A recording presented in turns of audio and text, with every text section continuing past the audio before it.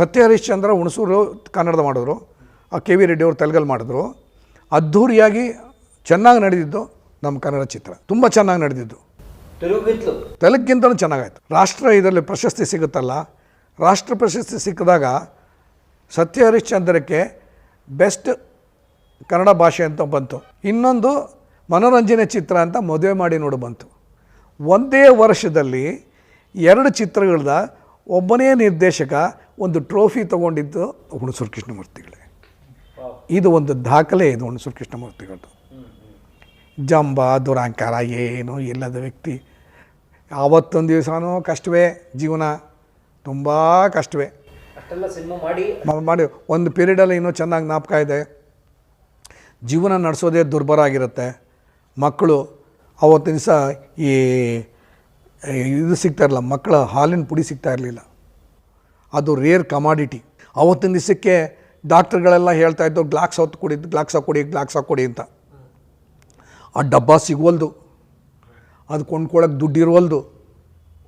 So ಹುಣಸೂರವ್ರು ಪಾಪ ಎಷ್ಟು ಕಷ್ಟಪಟ್ಟ್ಯಾರ ಅಂದರೆ, ಒಂದು ಕಂಪನಿ ಇತ್ತು, ಅದು ಮದ್ರಾಸ್ ನಮ್ಮ ಮನೆಯಿಂದ ಹಿಡಿದು ಒಂದು 15-20 ಕಿಲೋಮೀಟ್ರ್ ದೂರ ಇರ್ಬೋದು.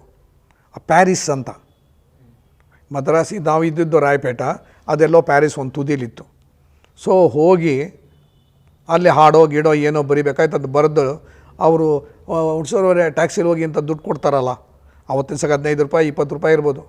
ಆ 20 ರೂಪಾಯಿ ತಂದು ಮಕ್ಕಳಿಗೆ ಹಾಲು ಡಬ್ಬ ತೊಗೊಂಬ ಅಂತ ಕೊಡೋರು. ಹಾಲು ಡಬ್ಬ ಅದನ್ನು ನಡ್ಕೊಂಡು ಬರೋರು, ಬಿಸಿಲಲ್ಲಿ ಬೆವರು ಸುರಿಸ್ಕೊಂಡು ಬರೋರು. ಅಯ್ಯೋ ಅನ್ಸೋದು ನಮಗೆಲ್ಲ ಮಾಡೋರು. ಆಮೇಲೆ ನಮ್ಮ ಚಿಕ್ಕಪ್ಪ ಅವ್ರು ಸಿಗರೇಟ್ ಸೇದೋದು ಜಾಸ್ತಿ, ಸಿಗರೇಟ್ ಸೇದೋರು. ಸೊ ಅಕಸ್ಮಾತ್ ಒಂದು ಸಿಗರೇಟ್ ಪ್ಯಾಕ್ ಆಯಿತು ಅಂದರೆ ಇನ್ನೊಂದು ಸಿಗರೇಟ್ ಪ್ಯಾಕ್ ಏನಾದ್ರು ಕೊಟ್ಟರೆ ಆ ಸಿಗರೇಟ್ ಪ್ಯಾಕ್ನ ಹಾಗೆ ತಂದುಬಿಡೋರು. ಹಾಗೆ ತಂದು ಅಂಗಡೀಲಿ ಇದನ್ನು ಮಾರ್ಬಿಟ್ಟು ದುಡ್ಡು ತೊಗೊಂಬಪ್ಪ ಅನ್ನೋರು. ನಾವು ಈ ಗೋಲ್ಡ್ ಫ್ಲ್ಯಾಕ್ಸ್ ಎತ್ತಾಯಿದ್ರು. ಆ ಗೋಲ್ಡ್ ಫ್ಲ್ಯಾಕ್ನ ಅಂಗಡಿಗೆ ಕೊಟ್ಬಿಟ್ಟು ಆ ದುಡ್ಡು ಬರುತ್ತಲ್ಲ, ಅದು ತಂದು ಮನೆಗೆ ಬರ್ತಾಯಿತ್ತು. ನಮ್ಮ ಚಿಕ್ಕಪ್ಪ ಅವರು ಮನೆ ಇದೆಯಲ್ಲ, ಅದೊಂಥರ ಅನ್ನಪೂರ್ಣೇಶ್ವರಿ ಮನೆ. ಯಾರು ಬಂದರೂ ಸರಿ, ಏನು ಬಂದರೂ ಸರಿ, ಅವರು ಹೆಂಗಿದ್ದರೂ ಸರಿ ಎಲ್ರಿಗೂ ಊಟ ಹಾಕಿ ಕೊಡೋರು, ಊಟ. ಸೊ ಅದು ನಮ್ಮ ಚಿಕ್ಕಮ್ಮವರು ಬೇಜಾರಿಲ್ದ ಮಾಡೋರು. ಸೊ ವಿ ಸಂಕಲ್ಪ ಆಯಿತು. ಆಮೇಲೆ ಚೆನ್ನಾಗಾಯಿತು, ಇಷ್ಟು ಜನದ್ದಾಯಿತು.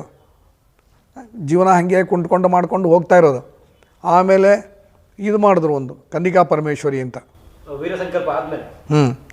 ಕನ್ನಿಕಾ ಪರಮೇಶ್ವರಿ ಅಂತ. ನಮ್ಮ ಚಿಕ್ಕಪ್ಪ ಅವರು, ನಾವು ಬಂಡವಾಳ ಇಲ್ಲ, ನಮ್ಮ ಹತ್ರ ಇದಿಲ್ಲ, ಒಂದು ಮೂಲಧನ ಅನ್ನೋದಿಲ್ಲ. ಖರ್ಚು ಮಾಡೋಕ್ಕೆ ಹಣ ಇದ್ದರೆ ತಾನೇ, ಸ್ವಲ್ಪನೇ ಏನೋ ಪುಡುಗಾಸು